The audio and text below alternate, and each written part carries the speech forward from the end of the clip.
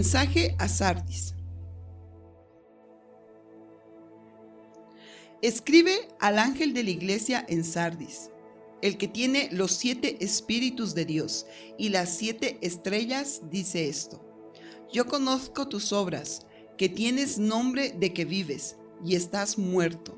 Sé vigilante y afirma las otras cosas que están para morir, porque no he hallado tus obras perfectas delante de Dios. Acuérdate, pues, de lo que has recibido y oído, y guárdalo, y arrepiéntete, pues si no velas, vendré sobre ti como ladrón, y no sabrás a qué hora vendré sobre ti. Pero tienes unas pocas personas en Sardis, que no han manchado sus vestiduras, y andarán conmigo en vestiduras blancas, porque son dignas. El que venciere será vestido de vestiduras blancas, y no borraré su nombre del libro de la vida, y confesaré su nombre delante de mi Padre y delante de sus ángeles. El que tiene oído, oiga lo que el Espíritu dice a las iglesias. Hemos revisado ya la iglesia en Efeso, la iglesia en Esmirna, hemos revisado Pérgamo, Tiatira y hoy vamos a revisar Sardis. Aunque tenemos una estructura de todo lo que tiene las cartas escritas por Jesús a las iglesias, una presentación, un elogio, un reproche, un mandato y una promesa, esta iglesia en específico, Sardis, no tiene un elogio. Después de la presentación, directamente va a un reproche. ¿Qué tal si comenzamos en el versículo 1 del capítulo 3? Escribe al ángel de la iglesia en Sardis, el que tiene los 7 espíritus y las 7 estrellas. Dice esto. ¿Cómo era la ciudad de Sardis y cómo era la iglesia plantada en esta región? El nombre Sardis es interesante porque significa los escapados o los sobrevivientes. Esta era la capital de Lidia y se dedicaba básicamente a la confección y tintura de prendas de lana. ¿Por qué se llamaban los sobrevivientes o los que se escapan? Por la topografía que tenían, puesto que estaba puesta esta ciudad alrededor de una fortificación hecha de montañas. Cabe decirse que esto provocaba que era imposible sorprender a esta ciudad. Era muy difícil invadir esta ciudad y debido a que esta ciudad tenía esta característica, los soldados o su ejército tenían la reputación de no ser soldados muy cuidadosos, puesto que eran soldados que se confiaban. Y las historias que tienen en Sardis hablan acerca de soldados que se dormían en sus tiempos de guardias. 2 veces esta ciudad fue invadida, lograron invadirse. La primera fue el 549 a.C. por el rey Ciro y la segunda vez fue por Antíoco el 214 a.C. La invadieron y la invadieron con la misma estrategia, esperando que el guardia se duerma, y cuando el guardia se dormía, entonces ellos invadían. Le está escribiendo a esta ciudad, a Sardis, que tiene un nombre, y el título de ella es la iglesia dormida o la iglesia muerta. Esta iglesia en específico tenía un exceso de confianza, al igual que el nombre de su ciudad. Era una iglesia confiada en que tenía vida, pero tristemente estaba muerta. ¿Y quién escribe? Pues escribe el que tiene los 7 espíritus de Dios y las 7 estrellas. ¿Quién es? Pues es Jesucristo. Mira lo que dice Isaías capítulo 11, versículo 2. Y reposará sobre él el espíritu de Jehová, espíritu de sabiduría, de inteligencia, el espíritu de consejo, de poder, de espíritu de conocimiento y de temor de Jehová. Es Jesús aquel que tiene las 7 estrellas en su mano, según Apocalipsis capítulo 1, versículo 16, donde dice que él tenía en su diestra las 7 estrellas. Que él tenga el número 7 dentro de su currículum, o los 7 espíritus o las 7 estrellas, habla bastante acerca del número de plenitud, que es el número 7. Y así como él tiene las 7 estrellas, los 7 espíritus, habla a las 7 iglesias. Por tanto, habla a la plenitud de las iglesias, a todas las iglesias que necesitamos escuchar este mensaje. Jesús les dice lo siguiente: yo conozco tus obras y que tienes nombre de que vives, pero estás muerto. Va directamente a esto, obras, pero obviamente no son obras para salvación, sino son los actos que hacen incluso después de ser salvados. Y es triste porque le dice: te conozco lo que haces y que dices que estás vivo, pero tristemente estás muerto. No tengo ningún elogio para darte, sino directamente un reproche.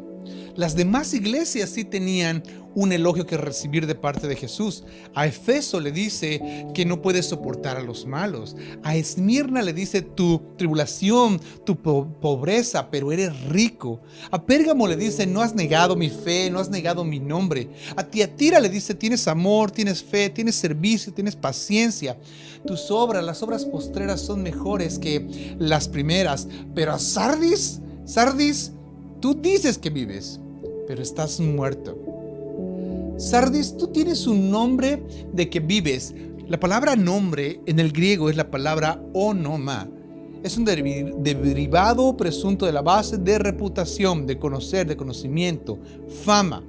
Hey, iglesia, tienes fama de que estás vivo, pero en realidad estás muerto. Tienes una buena reputación. Tu reputación te dice que estás vivo, pero tu carácter es de gente muerta. El hombre puede conocer la reputación, pero Dios conoce el carácter. El hombre puede conocer lo que los demás dicen de una persona, pero Dios conoce lo que está en el corazón. Sardis, puedes engañar a otros.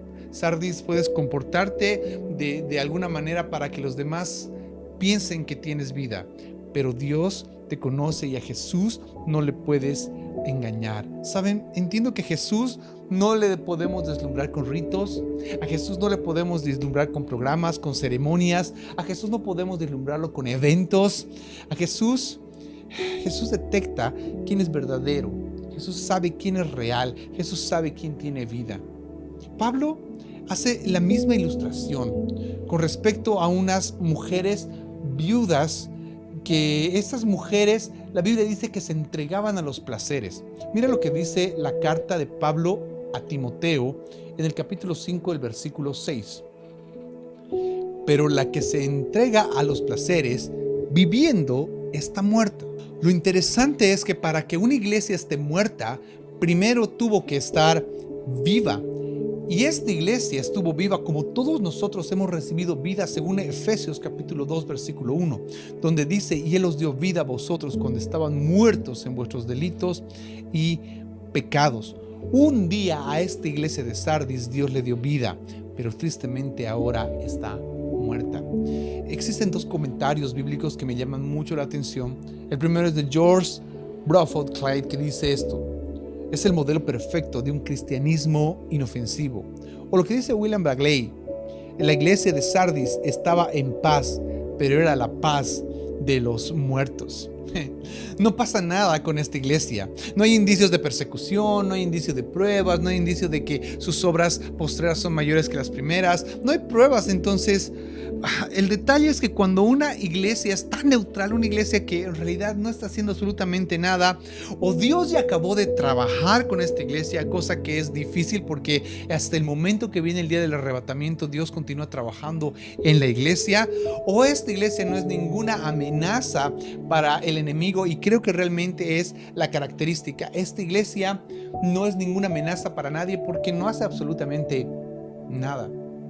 Hay 4 mandatos para la iglesia en Sardis, y estos mandatos están puestos en verbo presente y de manera imperativa. Clave decir que es algo que deben hacerlo ya, y es una orden, no es una sugerencia, no es un consejo, es una orden, un mandato dado de Dios. El versículo 2 dice que es el mandato: sé vigilante, y afirma las otras cosas que están para morir, porque no he hallado tus obras perfectas delante de Dios. Acuérdate pues de lo que has recibido y oído, y guárdalo y arrepiéntete. Pues si no velas, vendré sobre ti como ladrón, y no sabrás a qué hora vendré sobre ti. La primera recomendación es: sé vigilante. pon mucha atención. La palabra vigilia en esta sección de sé vigilante, en el griego es mantente despierto, vela. Lo que está diciendo, hey, tienes demasiada confianza, tanta confianza que actúas como tus soldados, que se duermen en su guardia. Estás muy confiado de que nadie va a invadir, de que todas las cosas están bien. Hey, iglesia, tienes un exceso de confianza y eso no le agrada a Dios. Por eso le dice, tienes que velar. ¿Recuerdas lo que dice en 1 Corintios, capítulo 10, versículo 12? Así que el que piensa estar firme, mire que no caiga. Lo que pasa es que a las cosas que no ponemos atención, estas cosas se estropean. Esta semana mi esposa hizo un queque de plátano y estaban atentas en el horno, atentas al tiempo que tenía que estar en el horno, porque si se queda más del tiempo, este queque se iba a destrozar, se iba a quemar, iba a ser inservible. A las cosas que no atendemos, a las cosas que nos damos porque está funcionando y estamos confiados, son las primeras cosas que en realidad pueden traernos grandes conflictos. Mateo capítulo 24, versículo 42 dice lo siguiente: velad pues, porque no sabéis a qué hora ha de venir vuestro Señor. Pero sabed esto, que si el padre de familia supiera a qué hora el ladrón habrá de venir, velaría y no dejaría minar su casa. Por tanto, también vosotros estad preparados, porque el Hijo del Hombre vendrá a la hora que no pensáis. También dice esto en Mateo capítulo 26, versículo 41: velad y orad, para que no entréis en tentación. El espíritu, la verdad, está dispuesto, pero la carne es débil. Bueno, ¿para qué sirve velar? Pues aquí el pasaje nos está diciendo, sirve para no entrar en tentación. Pablo habla sobre el rapto y sale con esto. 1 Tesalonicenses 5:6. Por tanto, no durmamos como los demás, sino velemos y seamos sobrios. Es más, Pedro hace exactamente lo mismo. Dice 1 de Pedro capítulo 4, versículo 7. Mas el fin de todas las cosas se acerca. Sed pues sobrios y velad en oración.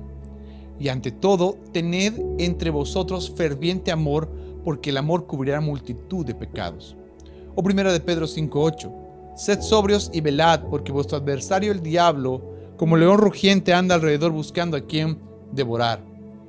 Entonces, iglesia, ¿sería importante velar? La respuesta es claro que sí.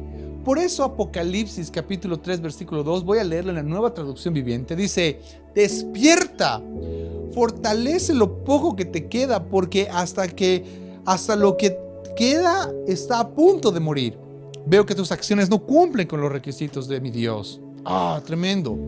Lo segundo que le dice a esta iglesia es: afirma las cosas que están a punto de morir. La palabra afirmar viene de una palabra en griego que es la palabra esterizo, que significa volverse resueltamente en cierta dirección, establecer, afirmar, confirmar. Hay cosas que aún no han muerto. Hay cosas que se deben afirmar. La pregunta sería: ¿y por qué debo afirmarlo? Apocalipsis capítulo 3 versículo 2 dice esto: porque no he hallado tus obras perfectas delante de Dios.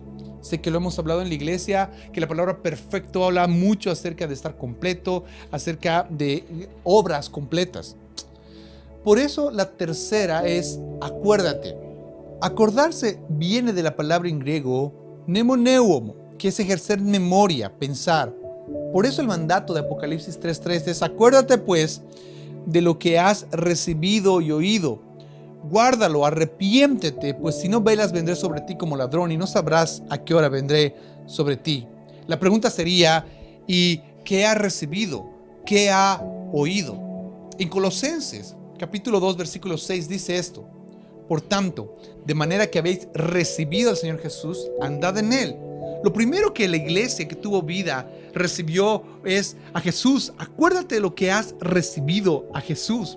1 Tesalonicenses capítulo 2 versículo 13 dice esto: por lo cual también nosotros sin cesar damos gracias a Dios, de que cuando recibiste la palabra de Dios que oíste de nosotros, la recibiste no como palabra de hombres, sino según es la verdad, la palabra de Dios, la cual actúa en nosotros. O Hebreos 2:1.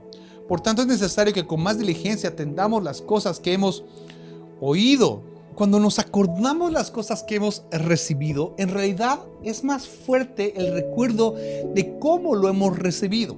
Ejemplo, usted tal vez no se acuerda qué es lo que recibió el anterior domingo, pero más se acuerda cómo lo recibió. Es lo que pasa con el testimonio. Cuando nosotros contamos el testimonio de Jesús, de cómo llegó a nuestra vida, contamos cómo lo recibimos, pero a veces nos olvidamos lo que recibimos en realidad, que es una salvación redentora, una salvación que nos cambia, que nos renueva, que nos afirma. Y podemos hablar de todo lo que sucedió en nuestro proceso de conversión, pero podemos olvidar en que en realidad hemos recibido el sacrificio de Cristo y el perdón por nuestros pecados.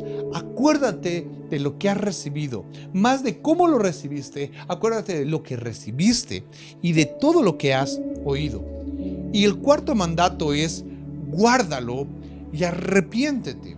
La palabra guardar en el griego es la palabra tereo. Tereo significa mantener el ojo sobre.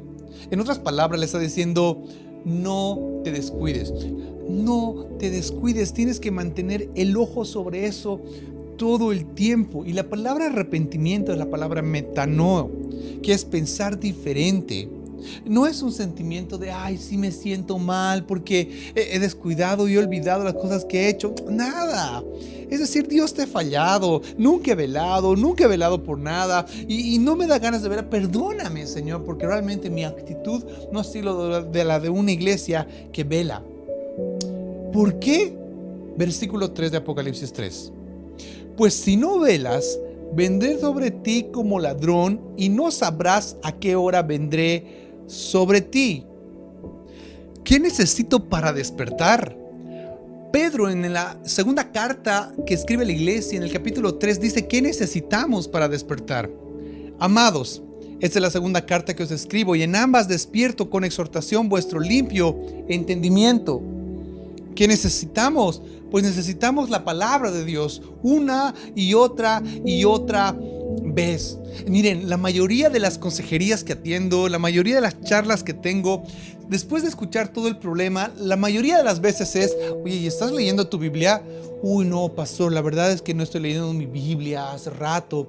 Pues regresa y lee tu Biblia. Al leer la Biblia nos va a alinear, nos va a mantener despiertos y nos va a dar todo lo que necesitamos. La mayoría de las veces cuando atiendo consejería es eso.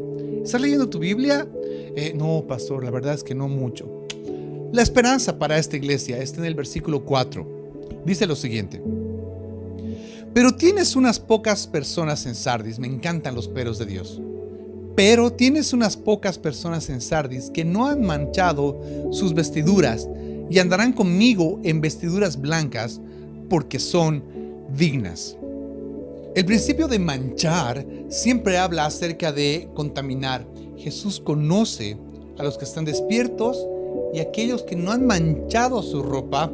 Y el que no ha manchado su ropa tiene una característica: que puede caminar. Porque este versículo dice: estos que no han manchado su ropa, estos van a andar conmigo en vestiduras blancas porque son dignos. Si no velas, voy a venir a ti.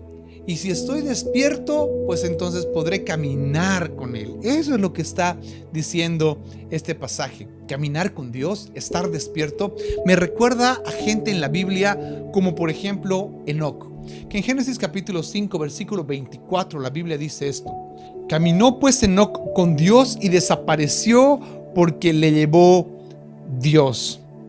¿Y dónde está esta tienda de ropas blancas? ¿Dónde está esta boutique de ropas blancas? ¿Dónde se compra? ¿Dónde se adquiere? Pues eso no se adquiere. No se adquiere por obras, no se puede hacer nada para adquirirlas. Es otorgado. ¿Recuerdas lo que dice Isaías capítulo 61? En gran manera me gozaré en Jehová, mi alma se alegrará en mi Dios, porque me vistió con vestiduras de salvación, me rodeó del manto de justicia. No dice me vestí, me rodeé, dice que Él lo hace. Entonces la ropa blanca es algo que Él otorga. Pero ¿qué tal si yo decido vestirme con ropas blancas? Si yo decido buscar caminar de manera correcta para tener mi propia justicia. Isaías capítulo 64 dice esto: si bien todos nosotros somos como suciedad, y todas nuestras justicias como trapo de inmundicia, y caímos todos nosotros como la hoja, y nuestras maldades nos llevaron como viento. Uy, pero es que esta persona es muy buena gente. Pues esta persona se porta bastante bien. Sí, pero delante de Dios esa justicia es un trapo inmundo, es algo sucio. Parece que vive porque se porta bien. Parece que vive porque se comporta de una manera ética, pero en su interior está muerto. ¿Quieres tu trapo de inmundicia de tu buena manera de andar o prefieres la justicia de Dios? No me malinterprete, no estoy hablando de que a partir de ahora nos vamos a portar mal y vamos a comportarnos de una manera errada. Estoy hablando que no importa cuán piadosamente tratemos de caminar, si Él no nos otorga eso, si Él no nos da salvación, no la podemos recibir. La ropa blanca 100% debe ser otorgada por Dios, por su justicia. Ahora, aquí están las promesas para esta iglesia. Versículo 5. El que venciere será vestido de vestiduras blancas. ¿Qué conllevaría vencer? ¿Quién es el que vence?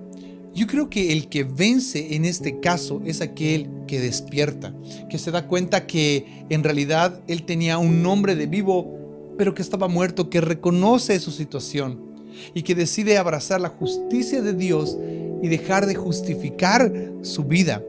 Y es interesante porque primera de Juan capítulo 5 versículo 5 dice esto: ¿quién es aquel que vence al mundo sino el que cree que Jesucristo es el Hijo de Dios?